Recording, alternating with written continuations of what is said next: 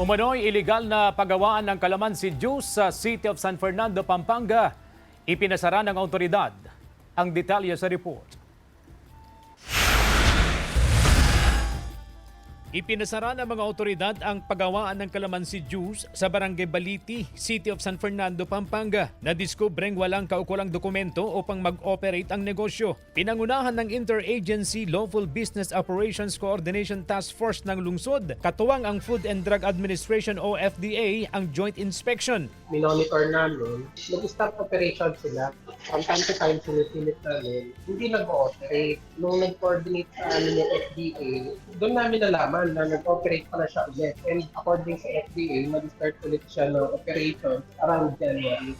Nagsasagawa na rin ng investigasyon ng FDA dahil sa pag-distribute ng mga hindi rehistradong produkto alinsunod sa National Food Safety Standards. Na-actualan namin na karoon sila ng pagpipila or extraction dun sa mga kalamansi. Dun sa area, wala po silang na-provide na permit. So regarding doon sa sanitation, ma'am, actually based din sa FDA, bagsak yung facility. Layon ng operasyon upang maprotektahan ang consumers at tiyaking sumusunod sa batas ang lahat ng negosyo sa lungsod. Hinikayat din ng lokal na pamahalaan ang publiko na maging mapagmatsyag at agad i-report sa mga otoridad ang mga kahina-hinalang operasyon ng mga negosyo. Patuloy ang monitoring at enforcement operations ng lokal na pamahalaan at FDA laban sa mga establishmentong lumalabag sa business at food safety regulations. Sinisikap ng GMA Regional TV na magkuhanan ng pahayag ang may-ari ng ipinasarang negosyo. CJ Torida, One North, Central Luzon.